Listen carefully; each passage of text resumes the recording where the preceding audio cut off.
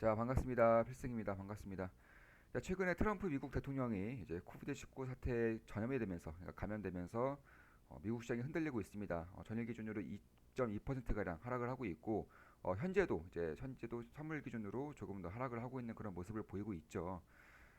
제가 결론부터 말씀드리겠습니다. 이번에 하락은 오히려 기회로 작용할 가능성이 굉장히 높습니다. 그 이유에 대해서, 그리고 우리가 투자자로서 대응을 해야 되는 방식에 대해서 이제 말씀을 드려보겠습니다. 자, 먼저 트럼프 대통령이 이번 전염병에 감염이 되면서 가장 리스크로 부각되고 있는 것이 미국과 중국의 패권 다툼 속에서 미국의 국정 운영이 한동안 스탑이 될 수가 있다는 겁니다. 이런 경우에는 미국 대통령뿐만 아니라 이런 감염이 심한 이런 질병 중에 하나이기 때문에 청와대의 핵심 인력들도 감염이 되었을 것이라는 그런 리스크도 함께 가지고 있는 거죠. 그런데 이러한 리스크에 대한 이러한 불안감에 대한 걱정은 그다지 할 필요가 없을 것 같아요.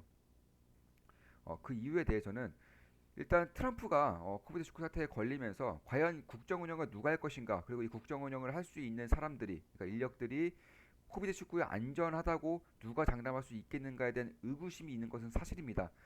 다만 지금까지 나온 일정을 봤을 때, 지금까지 나온 트럼프라던가 혹은 미국 백악관의 그런 의견을 봤을 때에는 뭐 괜찮다고 합니다. 예, 트럼프가 그냥 집무실에서 보겠다고 해요. 그러니까 지금의 백악관의 집무실이 아니라 개인의 따로 뭐 병원 입원실이라던가 혹은 자택이겠죠. 여기서 국정 운영을 지금까지 해왔던 대로 그냥 꾸준히 그렇게 할 것이라고 하고 있습니다. 그렇기 때문에 사실 국정 운영에 공백은 없다고 봐도 거의 무방합니다. 특히 미국의 부통령 역시나 코비드19에 걸리지 않았다는 것이 확실시되고 있기 때문에 이런 부분에 대한 불안은 어느 정도는 떨칠 수 있지 않을까. 특히 이러한 불안만 떨치더라도 이번 트럼프 대통령의 코비드19 사태는 그냥 해프닝으로 끝날 가능성이 굉장히 높아지고 있는 겁니다. 어, 특히 이번 트럼프 대통령에 대한 지지율이 많이 흔들리면서 바이든에 대한 가능성이 점차 높아지고 있죠. 이에 대한 뭐 법인세 인상이라던가 혹은 판 기업들, 뭐 페이스북, 애플, 뭐 아마존, 구글, 마이크로소프트 이런 기업들에 대한 제재가 혹은 독점에 대한 분리가 시장에 굉장히 큰 리스크로 작용하고 있는 것인데 뭐 이것도 그다지 저는 걱정하지 않아요. 왜냐하면 바이든이 되든 트럼프가 되든 결국 지금의 사태, 그러니까 지금의 뭐 양적 완화라던가 혹은 지금의 경기 부양 정책은 꾸준히 이어질 것이고 설사 법인세 인상이라던가 혹은 후한 기업에 대한 제재가 현실화된다고 하더라도 뭐 신흥국 입장에서는 이 돈이 풀리고 있는 와중에 그럼 미국에 대한 매력도가 조금은 감소하는 것이고 이 돈들이 신흥국으로 풀릴 수가 있는 거죠.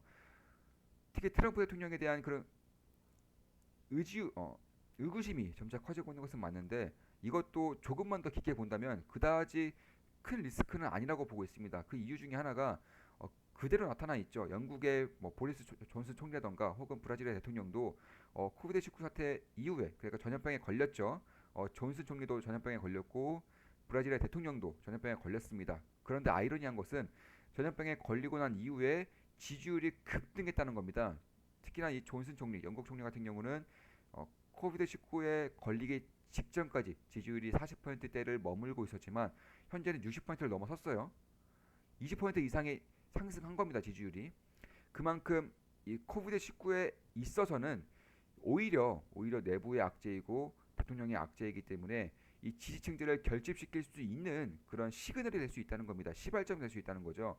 뭐 브라질의 대통령 역시나 오히려 지금 아직은 완치되지 않았고 치료 중이긴 하지만 이미 지지율에 대한 상승이 이루어지고 있고 코비드19 이전보다 오히려 지금 치료 중인 지금이 5% 이상 지지율이 급등을 하고 있습니다. 그만큼 뭐 괜찮죠.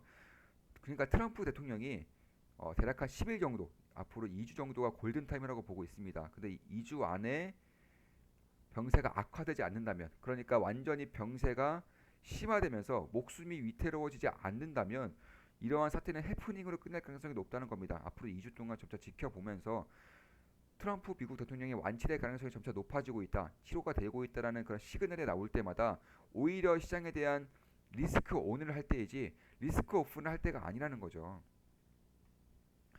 따라서 중환자실에 있을 것으로 예상이 되고 있지만 그 안에서 국정 운영을 그대로 할 것이라고 밝히고 있고요. 뭐 영국도 그렇고 브라질의 실례를 봤을 때에는 오히려 트럼프의 큰 한방이 될 수 있다는 것도 염두를 좀 해두셔야 됩니다. 트럼프 같은 경우는 지금 치료제를 맞을 것이라고 발언했고요. 이 치료제의 효과가 나타나게 된다면, 그러니까 치료제를 맞고 트럼프 미국 대통령이 만약에 완치를 한다거나 상황 호전이 이루어질 경우에는 오히려 백신에 대한 기대감이 극대화되면서 주식시장에 호재로 작용할 수가 있는 점도 좀 어느 정도 염두에 둬야 되지 않을까 개인적으로는 그렇게 보고 있습니다. 물론 제 모든 영상은 매도 추천 아닌 거 다들 알고 계시죠?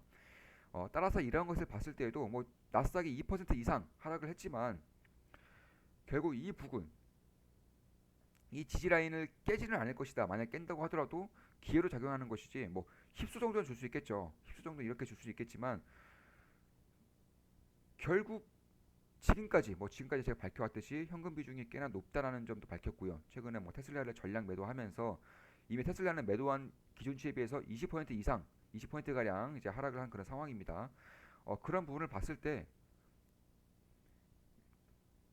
결국에는 우리 뭐 필승 멤버들도 마찬가지고 특히 제가 최근에 매수한 기업이 하나가 있죠. 그 기업도 이미 나스닥이 미국의 나스닥이 2.2% 가량 하락을 함에도 불구하고 3% 가량 지금 상승을 했습니다. 제가 매수한 최근에 매수했죠. 최근에 매수한 가격 대비해서 3% 이상 상승을 하고 있고 오늘 새벽에도 오히려 더 상승을 하는 모습이었죠. 그만큼 메리트가 있는 기업들, 성장 잠재력이 높은 기업들, 핵심 기업들 같은 경우에는 시장이 흔들릴지언정 꾸준히 상승할 수 있다는 것을 염두에 두시면서 핵심 기업들의 주목을 할 때이지 시장이 흔들린다, 뭐 시장이 폭락할 것이다, 뭐 불안감이라던가 걱정을 가질 필요는 없다라고 제가 말씀을 드리는 겁니다. 특히 트럼프의 지금 사태는 저는 당연히 치료가 될 것이라고 보고 있습니다. 이미 지금 제로 나오고 있는 것도 물론이지만 다양한 치료 방법이 있어요. 일단 가장 먼저는 램데시비아 같은 경우 이런 경우를 치료제라고 하는데 이런 치료제를 맞는 경우도 있고 혹은 혈청 치료도 있습니다. 이미 임상 시험 데이터가 아직은 없지만 이 효과에 대한 의구심이 점차 풀리고 있기 때문에 이런 부분을 충분히 할 수 있는 것이고 뭐 하이드로시 클로로킨도 마찬가지고 아니면 산소호흡기를 다름으로써 그러니까 생명 연장은 충분히 할 수 있는 시대가 바로 지금이고 70대 이상만 보더라도 사망률이 8%가 안 됩니다. 70대 이상 기준으로도 사망률이 5% 이내로 나오고 있기 때문에 그런 부분에 대해서는 결국 가장 큰 악재는 트럼프 대통령이 정말로 건강에 위중한 사태가 왔을 때에는 악재로 작용할 수가 있지만 그 외에는 그다지 악재가 아닐 가능성이 높다는 겁니다.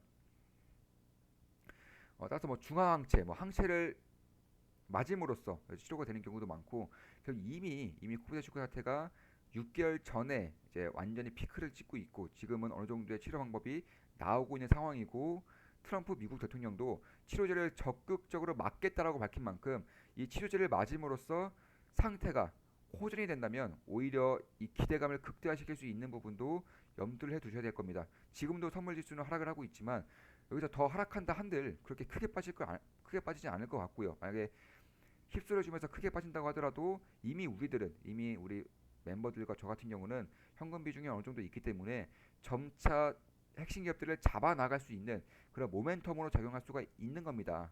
자, 그럼 여기까지 이제 방송 마치겠습니다. 트럼프 미국 대통령의 이제 코비드19 사태에 대해서 말씀을 드렸고 앞으로 투자 전략이라던가 어떤 식으로 대응할지에 대해서도 간략하게나마 말씀을 드렸습니다. 이런 흔들림은 앞으로도 계속 있을 것이고 미국과 중국의 패권 다툼이 끝나지 않는 이상은 변동성은 항상 염두에 두어야 된다는 점을 명심하시면서 이제 방송 마치겠습니다. 필승이었습니다. 필